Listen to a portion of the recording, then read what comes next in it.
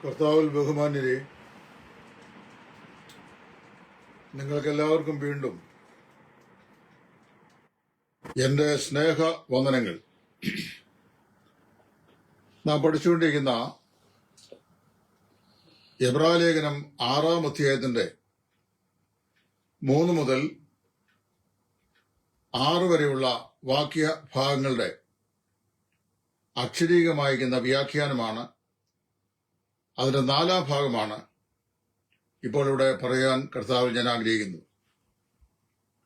കഴിഞ്ഞ 3 എപ്പിസോഡുകളിലായി ഒരിക്കൽ പ്രകാശനം ലഭിക്കുകയും സ്വർഗീയ ദാനം ആസ്വദിക്കുകയും അതുപോലെ ചെയ്ത ആ എബ്രായരെ സംബന്ധിച്ച് നമുക്ക് പഠിക്കാൻ ഇടയായിത്തീർന്നു. ഇന്ന് ആ ഭാഗത്ത് പറയപ്പെടുന്ന 3-ാമത്തെ വിഷയം, എന്നാൽ എപ്പിസോഡ് 4-ാമതാണ്. ആ 3-ാമത്തെ വിഷയം പറയുന്നത്, ഈ ഏതൊരു എബ്രായ ക്രൈസ്തവർക്ക് അപ്പോസ്തലൻ ഈ ലേഖനം എഴുതുന്നുവോ, ആ ലേഖനം ഞാൻ ആദ്യം ഓർപ്പിച്ച പോലെ ഈ യഹൂദ ജനതയ്ക്ക് ലഭിച്ച 5 വ്യത്യസ്തമായിരിക്കുന്ന ആനുകൂല്യങ്ങൾ. അവർക്ക് സ്വർഗീയ പ്രകാശം ലഭിച്ചവരായിരുന്നു, ദൈവത്തിന്റെ നല്ല ദാനം ആസ്വദിച്ചവരായിരുന്നു, പരിശുദ്ധാത്മാവിനെ പ്രാപിച്ചവരായിരുന്നു, ദൈവത്തിന്റെ വചനവും വരുവാനുള്ള ശക്തിയും ആസ്വദിച്ചവരായിരുന്നു. അതിൽ പ്രകാശം ലഭിക്കുക എന്ന് വെച്ചാൽ എന്താണ് എന്ന് ഞാൻ പറഞ്ഞു. സ്വർഗീയദാനം ആസ്വദിക്കുക എന്ന് വെച്ചാൽ എന്താണെന്ന് കഴിഞ്ഞ എപ്പിസോഡിൽ പറഞ്ഞു. ഇന്ന് പറയാൻ ആഗ്രഹിക്കുന്നത് അതിന്റെ 3-ാമത്തെ ഭാഗം, അതായത് partakers of the holy spirit, പരിശുദ്ധാത്മാവിനെ പ്രാപിച്ചവർ.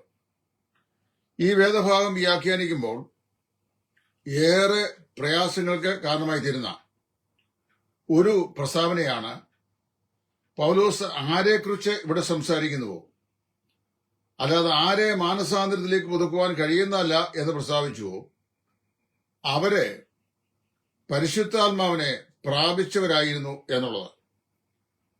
ഒരു വ്യക്തി പുതിയ നിയമ ഉപദേശപ്രകാരം പരിശുദ്ധാത്മാവിനെ പ്രാപിക്കുന്നത് കർത്താവായ യേശുവിനെ വിശ്വാസത്താൽ രക്ഷിതാവും കർത്താവുമായി കൈക്കൊള്ളുമ്പോഴാണ്. ഗലാത്യ ലേഖനം 3-ാം അധ്യായത്തിന്റെ 1-ാം വാക്യത്തിൽ പൗലോസ് ഗലാത്യരോട് ചോദിക്കുകയാണ്, അതായത് കർത്താവായ യേശു ക്രിസ്തുവിന്റെ കൃപയാലെ രക്ഷിക്കപ്പെട്ട ശേഷം ന്യായപ്രമാണ തൽപരരായി ന്യായപ്രമാണത്തിന്റെ ആചാരാനുഷ്ഠാനങ്ങളിലേക്ക് മടങ്ങിപ്പോകാൻ ആഗ്രഹിക്കുന്ന, ജൂഡായിസത്തിലേക്ക് മടങ്ങിപ്പോകാൻ ആഗ്രഹിക്കുന്ന ആ ജനതയെ നോക്കിയിട്ട് പൗലോസ് പറയുകയാണ്, ഹാ ബുദ്ധിയില്ലാത്ത ഗലാത്യരെ, കർത്താവായ യേശുവിനെ ക്രൂശിക്കപ്പെട്ടവനായി നിങ്ങളുടെ കണ്ണിന്റെ മുമ്പാകെ വരച്ചു കാട്ടിയിരിക്കെ നിങ്ങളെ ശുദ്ധനം ചെയ്ത് മയക്കത് ആർ? ഞാൻ ഇതൊന്നു മാത്രം നിങ്ങളോട് ഗ്രഹിപ്പാൻ ഇച്ഛിക്കുന്നു. നിങ്ങൾ പരിശുദ്ധാത്മാവിനെ പ്രാപിച്ചത് ന്യായപ്രമാണത്തിന്റെ പ്രവൃത്തിയാലോ അതോ വിശ്വാസത്തിന്റെ പ്രസംഗം കേട്ടതിനാലോ? അതേ അധ്യായത്തിന്റെ 14-ാം വാക്യത്തിൽ അബ്രഹാമിന്റെ വാഗ്ദത്തം വിശ്വാസത്താൽ നാമും പ്രാപിക്കാൻ തന്നെ എന്ന് പറഞ്ഞിട്ടുണ്ട്. അതായത് അബ്രഹാമിന് ദൈവം നൽകിയ ആ വാഗ്ദത്തം വിശ്വാസത്താൽ നാമും പ്രാപിക്കുകയാണ്. അപ്പൊ വിശ്വാസത്താലാണ് കർത്താവായ യേശുവിനെ രക്ഷിതാവായി കൈക്കൊള്ളുന്നത്. വിശ്വാസത്താൽ യേശു ക്രിസ്തുവിനെ കൈക്കൊള്ളുമ്പോൾ വിശ്വാസത്താൽ ക്രിസ്തുവിനെ കൈക്കൊള്ളുന്നവർക്കാണ് പരിശുദ്ധാത്മാവ് എന്ന ആദ്യ ദാനം ലഭിക്കുന്നത്. അപ്പൊ രക്ഷിക്കപ്പെടുമ്പോൾ പരിശുദ്ധാത്മാവിനെ ഒരു വ്യക്തി പ്രാപിക്കുന്നു എന്ന് ദൈവത്തിന്റെ വചനം വളരെ വ്യക്തമായി പഠിപ്പിക്കുന്നുണ്ട്. ഇവിടെ ഈ പ്രശ്നം നമ്മൾ ചർച്ച ചെയ്യുമ്പോൾ യാതൊരു കൂട്ടം ആളുകളെ സംബന്ധിച്ച് അവരെ പിന്നെയും മാനസാന്തരത്തിലേക്ക് പുതുക്കുവാൻ കഴിയുന്നതല്ല എന്ന് പൗലോസ് പറയുന്നുവോ, ആ കൂട്ടർ പരിശുദ്ധാത്മാവിനെ പ്രാപിച്ചവരായിരുന്നു എന്ന് പറയുമ്പോൾ ഇവർ വാസ്തവത്തിൽ രക്ഷിക്കപ്പെട്ടവരല്ലേ എന്നുള്ളതാണ് സ്വാഭാവികമായും ഉരുത്തിരിയുന്ന സംശയം. അതിന്റെ ലിറ്ററലായിട്ടുള്ള ട്രാൻസ്ലേഷൻ ഞാൻ വ്യാഖ്യാനോട് പറയാൻ പോവുകയാണ്. മുൻവിധി കൂടാതെ ശ്രദ്ധിച്ചാൽ നിങ്ങൾക്കത് കൃത്യമായി മനസ്സിലാക്കുവാൻ സാധിക്കും. ഇവിടെ പരിശുദ്ധാത്മാവിനെ പ്രാപിച്ചവർ എന്നതിന് ഗ്രീക്ക് ബൈബിളിൽ അല്ലെങ്കിൽ ഓതറൈസ്ഡ് ഗ്രീക്ക് ടെക്സ്റ്റിൽ പറഞ്ഞിരിക്കുന്ന വാക്ക് മെറ്റോകോസ് എന്ന് പറയുന്ന വാക്കാണ്. മെറ്റോകോസ്. നിങ്ങൾക്ക് ഞാൻ ഈ പറയുന്ന കാര്യത്തിൽ ഏതെങ്കിലും സംശയം ഉണ്ടെങ്കിൽ ഗ്രീക്ക് ടെക്സ്റ്റ് പരിശോധിക്കാം. അപ്പോൾ they became partakers of the holy spirit എന്ന് പറഞ്ഞാൽ മെറ്റോകോസ് എന്ന് പറയുന്ന വാക്ക് ഉപയോഗിക്കും. Has to do with association, not possession. അതായത് പരിശുദ്ധാത്മാവിനോട് കൂട്ടുകെട്ടുണ്ടായവർ, പരിശുദ്ധാത്മാവിനോട് സംസർഗം ചെയ്തവർ, എന്നാൽ പരിശുദ്ധാത്മാവിനെ അവകാശമാക്കിയവർ എന്നതിനർത്ഥമില്ല. മെറ്റോകോസ് has to do with association, not possession. Associate ചെയ്യുക എന്ന് പറയുന്നതും പൊസസ് ചെയ്യുക എന്ന് പറയുന്നതും രണ്ട് കാര്യങ്ങളാണ്. ഒന്ന് അവകാശമാക്കലാണ്, പൊസഷൻ. പക്ഷേ മെറ്റോകോസ് എന്ന വാക്കിന് പൊസഷൻ, അവകാശമാക്കൽ എന്നർത്ഥമില്ല. അതിന് അസോസിയേഷൻ, അതായത് സംസർഗം ഉണ്ടാവുക, കൂട്ടുകെട്ട് ഉണ്ടാവുക എന്നിങ്ങനെയുള്ള അർത്ഥങ്ങളാണ്. ചുരുക്കം പറഞ്ഞു കഴിഞ്ഞാൽ ഇവിടെ പൗലോസ് ഏതൊരു യഹൂദജാതിയെക്കുറിച്ച് പറയുന്നുവോ ആ ആളുകൾ had never possess the holy spirit. അവർ പരിശുദ്ധാത്മാവിനെ അവകാശമാക്കിയവരായിരുന്നില്ല. അവർ രക്ഷിക്കപ്പെട്ടവരായിരുന്നെങ്കിൽ നിശ്ചയമായും അവർ പരിശുദ്ധാത്മാവിനെ ആകുമായിരുന്നു. പരിശുദ്ധാത്മാവിനെ ചുറ്റിപ്പറ്റിരുന്നവർ, അതായത് പരിശുദ്ധാത്മാവ് ഭൂമിയിലായിരുന്നപ്പോൾ പരിശുദ്ധാത്മാവിനെ ചുറ്റിപ്പറ്റുന്ന ആളുകൾ, they simply were around when he was around. പരിശുദ്ധാത്മാവ് വന്ന സമയത്ത് അല്ലെ പരിശുദ്ധാത്മാവ് ആയിരുന്ന സമയത്ത് അവനെ ചുറ്റിപ്പറ്റി നിന്ന ആളുകളാണ്. But they had never possess the holy spirit. അതാണ് മെറ്റോകോസ് എന്ന വാക്കിന്റെ അർത്ഥം. നിങ്ങൾക്ക് A.T. റോബർട്ട്സൺ ഉൾപ്പെടെയുള്ള W.E. വൈൻ ഉൾപ്പെടെയുള്ള ഗ്രീക്ക് പഠിതാക്കളായ ആളുകളുടെ ഡിക്ഷണറിയോ ഞാൻ പറയപ്പെടുന്ന ഈ ടെക്സ്റ്റോ സൂക്ഷ്മമായി പരിശോധിച്ച് വിലയിരുത്താവുന്നതാണ്. ഒരു കാര്യം മാത്രം ഞാൻ ഓർപ്പിക്കുക. ഞാൻ ഈ പറയുന്ന കാര്യങ്ങൾ ഈ പറയപ്പെട്ടിരിക്കുന്ന തിരുവെഴുത്തിന്റെ കോണ്ടക്സ്റ്റിനോട് ബന്ധപ്പെട്ടാണ് പറയുന്നത്. അപ്പൊ ഇവിടെ ഈ പറയപ്പെട്ടിരിക്കുന്ന വാക്ക് മെറ്റോകോസ് എന്ന് പറയുന്ന വാക്ക് സഹവർത്തിത്വം അല്ലെങ്കിൽ സംസർഗം അല്ലെങ്കിൽ കൂട്ടുകെട്ട് എന്നുള്ള അർത്ഥത്തില് ഇവിടെ ഈ ആളുകളെ കുറിച്ച് മാത്രമല്ല പറയുന്നത്.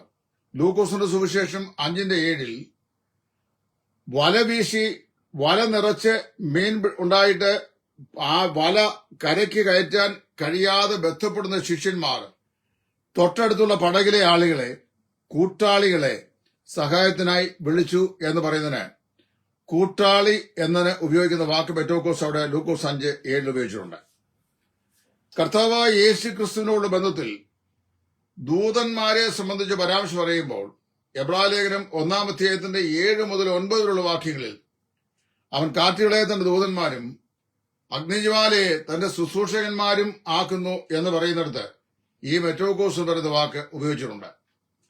It has to do with sharing in common associations and event. പല സംഭവങ്ങളെയും അതുപോലെ പല കാര്യങ്ങളുടെയും മുമ്പാകെ അതിനോട് സഹവർത്തിത്വം പുലർത്തിയവർ, അല്ലെങ്കിൽ അതിനോട് കൂട്ടുകെട്ടുണ്ടായ ആളുകൾ, അല്ലെങ്കിൽ അതിനോട് സംസർഗമുണ്ടായ ആളുകൾ എന്നുള്ള ആശയത്തിൽ പുതിയ നിയമത്തിൽ പല ഭാഗത്തും മെറ്റോകോസ് ഉപയോഗിച്ചിട്ടുണ്ട്. അപ്പൊ ഇവിടെ ഈ മെറ്റോകോസ് ഉപയോഗിക്കുന്ന ഈ സ്ഥാനത്ത് വളരെ വ്യക്തമായി മനസ്സിലാക്കേണ്ട വിഷയം ഈ പശ്ചാത്തലം മനസ്സിലാക്കുക. അതായത് ഈ മെറ്റോകോസ് വാക്കിന്റെ അർത്ഥം മനസ്സിലാക്കുമ്പോൾ 6-ാം അധ്യായത്തിന്റെ 4-ാം വാക്യത്തിൽ അവർ പരിശുദ്ധാത്മാവിനെ പ്രാപിച്ചവർ എന്ന് പറയുന്ന ഭാഗത്ത് it refers to anyone who has been where the holy spirit has been ministering. പരിശുദ്ധാത്മാവായ ദൈവം എവിടെയെല്ലാം ശുശ്രൂഷ ചെയ്തുവോ ആ ശുശ്രൂഷയുടെ ബന്ധത്തിൽ ആരെല്ലാം അതിന് സാക്ഷികളായോ അല്ലെങ്കിൽ അതിനെ ചുറ്റിപ്പറ്റി നിന്നോ അവരെ സൂചിപ്പിക്കാൻ ഈ വാക്ക് ഉപയോഗിച്ചിട്ടുണ്ട്. ഇവിടെ വളരെ വ്യക്തമായി മനസ്സിലാക്കേണ്ട കാര്യം it is possible to have an association with the holy spirit to share in what he does and yet not be saved. പരിശുദ്ധാത്മാവ് ചെയ്ത പ്രവർത്തികൾക്ക് പങ്കാളികളായി തീരുക, പരിശുദ്ധാത്മാവ് മുഖാന്തരം ഉണ്ടായ സംഭവങ്ങൾക്ക് കൂട്ടാളികളായി തീരുക, പരിശുദ്ധാത്മാവ് മുഖാന്തരമായി ചെയ്ത വിഷയങ്ങൾക്ക് സംസർഗമുള്ളവരായി തീരുക. അപ്പോൾ തന്നെ രക്ഷിക്കപ്പെടാത്തവരായി റിമെയിൻ ചെയ്യാൻ കഴിയും എന്ന് സൂചിപ്പിക്കുന്ന പദമാണ്. ഇതിന്റെ 2-ാം അധ്യായത്തിന്റെ 4-ാം വാക്യം അത് വായിക്കുമ്പോൾ, എബ്രായർ 2:4 വായിക്കുമ്പോൾ, അവിടെ നമ്മൾ വായിക്കുന്നത് വളരെ വ്യക്തമായി പൗലോസ് പറയുന്ന ഒരു ശാസനാരൂപത്തിലുള്ള ഒരു പ്രബോധനമുണ്ട്. അതുകൊണ്ട് നാം വല്ലപ്പോഴും ഒഴുകിപ്പോകാതിരിക്കേണ്ടതിന് കേട്ടത് അധികം ശ്രദ്ധയോടെ കരുതിക്കൊള്ളുവാൻ ആവശ്യം എന്ന് പറഞ്ഞിട്ട് പറയുകയാണ്. ദൂതന്മാർ മുഖാന്തരം അരുളി ചെയ്ത വചനം സ്ഥിരമായി വരികയും ഓരോരോ ലംഘനത്തിനും അനുസരണക്കേട് ന്യായമായ പ്രതിഫലം ലഭിക്കുകയും ചെയ്തുവെങ്കിൽ കർത്താവ് താൻ പറഞ്ഞു തുടങ്ങിയതും ദൈവം അടയാളങ്ങളാലും അത്ഭുതങ്ങളാലും വിവിധ വീര്യപ്രവൃത്തികളാലും തന്റെ പരിശുദ്ധാത്മാവിനെ നൽകൊണ്ട് സാക്ഷിയെന്നതും കേട്ടവർ നമുക്ക് ഉറപ്പിച്ചു തന്നതുമായ ഇത്ര വലിയ രക്ഷ ഗണ്യമാക്കാതെ പോയാൽ എങ്ങനെ തെറ്റിയൊഴിയും? അപ്പൊ അവിടുത്തെ വിഷയം എന്നറിയാമോ? കർത്താവ് പറഞ്ഞു തുടങ്ങിയത്, ദൂതന്മാർ കർത്താവ് പറഞ്ഞു, 2-ാം വാക്യം, കർത്താവ് താൻ പറഞ്ഞു തുടങ്ങിയതും പിന്നെ അടയാളങ്ങളാലും അത്ഭുതങ്ങളാലും വിവിധ വീര്യപ്രവൃത്തികളാലും പരിശുദ്ധാത്മാവിനെ നൽകിക്കൊണ്ട് ദൈവം സാക്ഷി എന്നതുമായ ഇത്ര വലിയ രക്ഷ, ഇതിനെല്ലാം അവർ കൂട്ടാളികളായിരുന്നു. ഈ കാര്യങ്ങൾക്കെല്ലാം അവർ സാക്ഷ്യം വഹിച്ചവരാണ്. ഈ സംഭവങ്ങൾക്കെല്ലാം അവർ സംസർഗം പുലർത്തിയവരാണ്. എന്നാൽ അവരെന്ത് ചെയ്യുന്നു? ഈ വലിയ രക്ഷയെ അവഗണിച്ചു കളഞ്ഞു. അങ്ങനെ അവഗണിച്ചാൽ എങ്ങനെ തെറ്റിയൊഴിയും?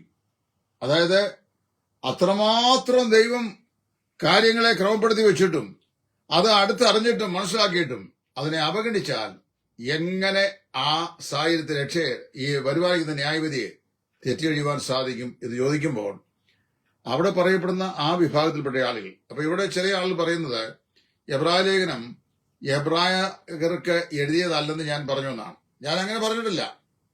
എബ്രായ ലേഖനം എബ്രായ മതവിശ്വാസത്തിൽ നിന്ന് ക്രൈസ്തവ വിശ്വാസം സ്വീകരിച്ച വിശ്വാസികളെ അഡ്രസ് ചെയ്തായിരിക്കുന്നത്. അതുകൊണ്ടാണല്ലോ എബ്രായർക്ക് എഴുതിയിരിക്കുന്നത്.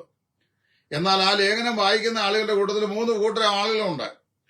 ഒന്ന്, ഇമ്മച്വർ ക്രിസ്ത്യൻസ്, അപക്വമതികളായിരിക്കുന്ന ക്രിസ്തീയ വിശ്വാസികൾ. 2, മച്ചുവേർഡ് ബിലീവേഴ്സ്, പക്വമതികളായ വിശ്വാസികൾ. 3, രക്ഷയുടെ എല്ലാ സംവിധാനങ്ങളെ സംബന്ധിച്ചും സുവ്യക്തമായി പരിശുദ്ധാത്മാവ് സാക്ഷി നിന്ന് പറഞ്ഞിട്ടും അത് കേട്ടിട്ടും ആ പരിശുദ്ധാത്മാവ് മുഖാന്തരമുള്ള അടയാളങ്ങള്, അത്ഭുതങ്ങള്, വീര്യപ്രവൃത്തികള് ഇതെല്ലാം നടക്കുന്നത് കണ്ടിട്ടും ദൈവത്തിന്റെ രക്ഷയെ മനഃപൂർവ്വമായി നിരാകരിച്ചു കളഞ്ഞു. ഇങ്ങനെ 3 കൂട്ടം ആളുകളാ, ഈ 3 ആളുകളെയാ പൗലോസോട് സംബോധന ചെയ്യുന്നത്. ഇവിടെ ഒരു വ്യക്തമായി മനസ്സിലാക്കേണ്ട വിഷയം, ഇവരെന്ത് ചെയ്തില്ല? ഈ ആളുകൾ, യഹൂദന്മാര്, അവർ ദൈവത്തിന്റെ വചനം കേട്ടവരാണ്. അവര് പരിശുദ്ധാത്മാവ് ചെയ്ത എണ്ണമറ്റ പ്രവൃത്തികൾ എന്ന് പറഞ്ഞു കഴിഞ്ഞാൽ അടയാളങ്ങള്, അത്ഭുതങ്ങള്, പിന്നെ വീര്യപ്രവൃത്തികള്, പരിശുദ്ധാത്മദാനങ്ങള്, ഇതെല്ലാം നേരിട്ട് കാണുകയും കേൾക്കുകയും ഒക്കെ ചെയ്ത ആളുകളാണ്. അവരെ വാസ്തവത്തില് ഒരു നിലയിൽ പരിശുദ്ധാത്മാവ് ചെയ്ത പ്രവൃത്തികൾക്ക് സാക്ഷികളാണ്, പ്രത്യക്ഷമായി സാക്ഷികളാണ്. ബൈബിൾ ഒരിക്കലും വിശ്വാസികൾ പരിശുദ്ധാത്മാവിനോട് സംസർഗം പുലർത്തി അവരോട് കൂട്ടുകെട്ടുണ്ടാക്കി ചുറ്റിപ്പറ്റി നിൽക്കുന്ന ആളുകൾ എന്നുള്ള നിലയിൽ പറഞ്ഞിട്ടില്ല. മറിച്ച് പരിശുദ്ധാത്മാവിനെ ജീവിതത്തിൽ പ്രാപിച്ച് പരിശുദ്ധാത്മാ അധിവാസമുള്ളവരായിട്ടാണ് പറഞ്ഞിരിക്കുന്നത്. റോമാലേഖനം 8-ാം അധ്യായത്തിൽ അങ്ങനെ രക്ഷിക്കപ്പെട്ടവരെ കുറിച്ച് പൗലോസ് പറയുകയാണ്, നാം ഇപ്പോൾ ദൈവത്തിന്റെ മക്കളാകുന്നുവെന്ന് ആത്മാവിധാനം നമ്മുടെ ആത്മാവോട് ദൈവത്തോട് സാക്ഷ്യം പറയുന്നു. അതായത് നമ്മിൽ വസിക്കുന്ന ദൈവത്തിന്റെ പരിശുദ്ധാത്മാവ് നമ്മുടെ ആത്മാവോട് ചേർന്ന് ദൈവത്തോട് സാക്ഷ്യം പറയുന്നു നാം ആരാണെന്ന്, നാം ദൈവത്തിന്റെ മക്കളാണ്. അപ്പൊ ഒരു പാപി രക്ഷിക്കപ്പെടുമ്പോൾ പരിശുദ്ധാത്മാവിനോട് അസോസിയേറ്റ് ചെയ്യല്ല, സഹവർത്തിത്വം പുലർത്തുകയല്ല, not walking around the holy spirit, rather he possess him. അതായത് പരിശുദ്ധാത്മാവിനെ അവൻ അവകാശമാക്കുന്നു. അങ്ങനെ പരിശുദ്ധാത്മാവ് അവനിൽ വന്ന് വാസം ചെയ്യുന്നു. ഇവിടെ ഒരു കാര്യം മനസ്സിലാക്കേണ്ടത്, അവർ പരിശുദ്ധാത്മാവിനോട് ഇങ്ങനെ എന്ത് ചെയ്തു? ചുറ്റിപ്പറ്റി നിന്നു. ഒരു പക്ഷെങ്കില് യേശുക്രിസ്തു പുരുഷാരത്തിൽ വലിയൊരു കൂട്ടം ആളുകളെ സൗഖ്യമാക്കിയപ്പോൾ ആ സൗഖ്യമാക്കുന്ന കർത്താവ് ചെയ്ത പ്രവൃത്തിയെല്ലാം പരിശുദ്ധാത്മാവിനാണല്ലോ ചെയ്തത്. രോഗികളെ സൗഖ്യമാക്കിയത്, വീര്യപ്രവൃത്തികൾ ചെയ്തത്, ദൈവരാജ്യം പ്രസംഗിച്ചത്. ഇതെല്ലാം പരിശുദ്ധാത്മ ശക്തിയാലാണ്. അതിനാണല്ലോ അവനെ പരിശുദ്ധാത്മാവ് കൊണ്ടും ശക്തി കൊണ്ടും ദൈവം അഭിഷേകം ചെയ്തത്. അങ്ങനെ ചെയ്തപ്പോൾ യേശു ക്രിസ്തു ചെയ്ത അനവധിയായിരുന്ന രോഗശാന്തി ശുശ്രൂഷകൾ, കർത്താവ് 5 അപ്പം കൊണ്ട് 5000 പേരെ പോഷിപ്പിച്ച സംഭവം, ഇതിലെല്ലാം എന്ത് ചെയ്യുന്നു? They partook of the holy spirit's power and blessings. പരിശുദ്ധാത്മാവിന്റെ ശക്തി, പരിശുദ്ധാത്മാവിന്റെ അനുഗ്രഹങ്ങൾ, ഇതിനെല്ലാം അവർ പങ്കാളികളായി തീർന്നവരാ, കൂട്ടാളികളായി തീർന്നവരാ. എങ്ങനെയാന്ന് ചോദിച്ചു കഴിഞ്ഞാൽ, യേശു 5 അപ്പം കൊണ്ട് 5000 പേരെ പോഷിപ്പിച്ചു. ഈ 5000 പേർ അപ്പം നിന്ന ആളുകളും രക്ഷിക്കപ്പെട്ടവരല്ല. അപ്പൊ യേശു ക്രിസ്തു ചെയ്ത ഈ അടയാളം, 5 അപ്പം കൊണ്ട് 5000 പേരെ യേശു ക്രിസ്തു പോഷിപ്പിക്കാൻ തക്കോണം അപ്പത്തെയും മീനിനെയും വർദ്ധിപ്പിച്ച ഈ അടയാളത്തിന് ഭാഗഭാക്കുകളായി തീർന്നവരായവർ. അത് മനസ്സിലാക്കണം. But they did not have his indwelling. ആത്മാവിന്റെ അധിവാസം അവരിൽ ഉണ്ടായില്ല. അത് ഉണ്ടാകണമെങ്കിൽ എന്ത് ചെയ്യണമായിരുന്നു? അവർ കർത്താവായ യേശുവിനെ, സ്വർഗത്തിന്റെ ദാനത്തെ തങ്ങളുടെ ഹൃദയങ്ങളിൽ രക്ഷിതാവും കർത്താവുമായി വിശ്വാസത്താൽ സ്വീകരിക്കണമായിരുന്നു. അപ്പോൾ കർത്താവായ യേശു ക്രിസ്തുവിനെ രക്ഷിതാവും കർത്താവുമായി സ്വീകരിക്കുന്ന വ്യക്തികൾക്കാണ് പരിശുദ്ധാത്മാവ് എന്ന ദാനം ലഭിക്കുന്നത്. അവരിലാണ് ദൈവത്തിന്റെ പരിശുദ്ധാത്മാവ് വന്ന് വസിക്കുന്നത്. അവരാണ് ആത്മാവിനാൽ മുദ്രയിടപ്പെടുന്നവര്. അവരാണ് ആത്മാ അധിവാസമുള്ളവര്. അവരുടെ മേലാണ് ആത്മാവ് വസിക്കുന്നത്. അവർക്കാണ് ആത്മാവിന്റെ അച്ചാരം കൊടുത്തിരിക്കുന്നത്. അവരാണ് പരിശുദ്ധാത്മാവിനാൽ അഭിഷേകം ചെയ്യപ്പെടുന്നത്. അവരാണ് പരിശുദ്ധാത്മാ സ്നാനത്തിന്റെ അംശികളായി തീരുന്നത്. ഇവിടെ ഈ കൂട്ടർ ഇതൊന്നും ആ നിലയിൽ അനുഭവമാക്കിയതായി അവിടെ പറയുന്നില്ല. അതിന്റെ ഏകവും പ്രത്യക്ഷമായ തെളിവ് ദ വേർഡ് മെറ്റോകോസ് യൂസ്ഡ് ഇൻ ദിസ് വേർഡ്സ്. ഇവിടെ പറയപ്പെടുന്ന മെറ്റോകോസ് has necessarily nothing to do with possession but only association. പരിശുദ്ധാത്മാവിനെ ചുറ്റിപ്പറ്റി നിന്നു, അവരോട് കൂട്ടുകെട്ടുണ്ടാക്കി, സംസർഗമുണ്ടാക്കി എന്നുള്ളതല്ലാതെ പരിശുദ്ധാത്മാവിനെ ഉള്ളിലാകുവാൻ തക്കോണം കർത്താവായ യേശു ക്രിസ്തുവിൽ അവർ വിശ്വസിച്ച് ഏറ്റുപറഞ്ഞില്ല എന്നുള്ള ശരി. അതുകൊണ്ട് നിശ്ചയമായും ഇവിടെ പറയപ്പെടുന്ന ഈ വാക്യഭാഗത്ത് പറയപ്പെടുന്ന ആളുകൾ ആരല്ല? രക്ഷിക്കപ്പെട്ട വിശ്വാസികളല്ല. രക്ഷയെക്കുറിച്ചുള്ള സകല കാര്യങ്ങളും, രക്ഷയുടെ സകല വ്യവസ്ഥകളും, രക്ഷയുടെ ആവശ്യകതയും, രക്ഷിതാവിനെ കുറിച്ചുള്ള കാര്യങ്ങളും വളരെ വ്യക്തമായി ബുദ്ധിയുടെ മണ്ഡലത്തിൽ പ്രകാശിപ്പിക്കപ്പെട്ട് മനസ്സിലാക്കപ്പെട്ട ആളുകളാണ്. ബട്ട് ഡെലിബറേറ്റ്ലി, മനഃപൂർവ്വമായി അവർ രക്ഷിതാവിനെ വിശ്വസിക്കാതെ അവർ തെന്നിമാറി അങ്ങനെയുള്ളവരെ കുറിച്ച് പറയുകയാണ്. അവരെ വീണ്ടും മാനസാന്തരത്തിലേക്ക് പുതുക്കുവാൻ കഴിയുന്നതല്ല. ഇത് ഞാൻ പല പ്രാവശ്യം പറഞ്ഞാണ്. ഒരു വിശ്വാസി തെറ്റ് ചെയ്തിട്ട് പിന്മാറിപ്പോയാൽ അവനെ മാനസാന്തരപ്പെടുത്താൻ കഴിയും എന്നുള്ളതിന്റെ ഏറ്റവും വ്യക്തമായ തെളിവാണ് യോഹന്നാന്റെ സുവിശേഷം 21-ാം അധ്യായം. പത്രോസ് യേശുവിനെ 3 പ്രാവശ്യം തള്ളി പറഞ്ഞു. കർത്താവ് അവനെ യഥാസ്ഥാനപ്പെടുത്തുന്നു. അങ്ങനെ എത്രയോ ആളുകൾ എന്നോട് പല ആളുകളും ചോദിച്ചിട്ടുണ്ട്, ഒരു ഭാവി രക്ഷിക്കപ്പെട്ട് ശേഷം പിന്മാറിപ്പോയാൽ അദ്ദേഹം യഥാസ്ഥാനപ്പെടുമോ? ഞാൻ വിശ്വസിക്കുന്നത് ഒരുവൻ യഥാർത്ഥമായി രക്ഷിക്കപ്പെട്ട ഒരു വ്യക്തിയാണെങ്കിൽ അവന്റെ ജീവിതത്തിൽ പിന്മാറ്റം സംഭവിക്കാം. ചില പ്രത്യേക സാഹചര്യങ്ങളിൽ പിന്മാറിപ്പോകാൻ സാധ്യതയുണ്ട്. അവന് ചില പാവവഴികളിലേക്ക് ഇറങ്ങിപ്പോകാൻ സാധ്യതയുണ്ട്. അങ്ങനെ പോയാൽ അവൻ നിശ്ചയമായും ദൈവത്തിങ്കിലേക്ക് യഥാസ്ഥാനപ്പെട്ടു വരും. അവന്റെ ആയുസ്സിൽ അവൻ യഥാസ്ഥാനപ്പെട്ടു വരും. അപ്പോഴത്തെ ചോദ്യം, അവൻ ഒരിക്കലും വന്നില്ലെങ്കിൽ അവൻ രക്ഷിക്കപ്പെട്ടവരല്ല. Is a professing Christian. അവൻ കേവലം രക്ഷിക്കപ്പെട്ടു എന്ന് ചിന്തിക്കുന്ന, അഭിമാനിക്കുന്ന വിശ്വാസിയാണ്. Is not born again Christian believer. If is born again Christian believer, at any point of time in his life, that he will be confessing his sins and will be reinstated to the fellowship. മനസ്സിലായല്ലോ? പത്രോസിനെ കർത്താവ് യഥാസ്ഥാനപ്പെടുത്തുമ്പോൾ അവന്റെ രക്ഷയുടെ അനുഭവത്തെ അല്ല യഥാസ്ഥാനപ്പെടുന്നത്, കർത്താവിനെ വിട്ടുപോയ അവന്റെ കൂട്ടായ്മയുടെ അനുഭവത്തെയാണ്. Fellowship is entirely different from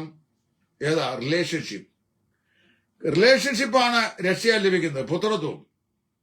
എന്നാൽ ഫെലോഷിപ്പ് നഷ്ടമാകാം. ഒരു വിശ്വാസി പാപം ചെയ്തു പോയാൽ, ഒരു വിശ്വാസി അബദ്ധം ചെയ്തു പോയാൽ അവന്റെ രക്ഷാനഷ്ടം സംഭവിച്ച് പുത്രത്വം ഇല്ലാതെയായി തിരികല്ല. പുത്രത്വം ഒരിക്കൽ മാത്രമേ പ്രാപിക്കാൻ കഴിയുള്ളൂ. നീതീകരണം ഒരിക്കൽ മാത്രമേ പ്രാപിക്കാൻ കഴിയുള്ളൂ. വിശുദ്ധീകരണം പൊസിഷനിലി ഒരിക്കൽ മാത്രമേ പ്രാപിക്കാൻ സാധിക്കുള്ളൂ. പിന്നെയുള്ളത് പ്രൊഫഷണൽ സാന്റിഫിക്കേഷൻ ആണ്. അതുപോലെ തന്നെ ഈ ആത്മ അച്ചാരം ഒരിക്കൽ മാത്രമേ ലഭിക്കുകയുള്ളൂ. ആത്മമുദ്ര ഒരിക്കൽ മാത്രമേ ലഭിക്കുകയുള്ളൂ. ആത്മ അഭിഷേകം ഒരിക്കൽ മാത്രമേ ലഭിക്കുകയുള്ളൂ. ആത്മസ്നാനം ഒരിക്കൽ മാത്രമേ ലഭിക്കുകയുള്ളൂ. അത് രക്ഷിക്കപ്പെടുമ്പോഴാണ്. രക്ഷിക്കപ്പെട്ടവർക്കാണ് ലഭിക്കുന്നത്. ഈ കൂട്ടർക്ക് അത് ലഭിച്ചതായി ഈ വാക്യാംശത്തിൽ പറയുന്നില്ല എന്ന് സൂചിപ്പിച്ചുകൊണ്ട് ഞാൻ ഈ ഭാഗം, ഈ 4-ാം സെക്ഷൻ ഇവിടെ നിർത്തുന്നു. നിങ്ങൾക്കുള്ള സംശയങ്ങൾ എന്നോട് ചോദിക്കാം. എന്റെ നമ്പർ 9995715708. ദൈവം നിങ്ങളെ ഏവരെയും അനുഗ്രഹിക്കട്ടെ.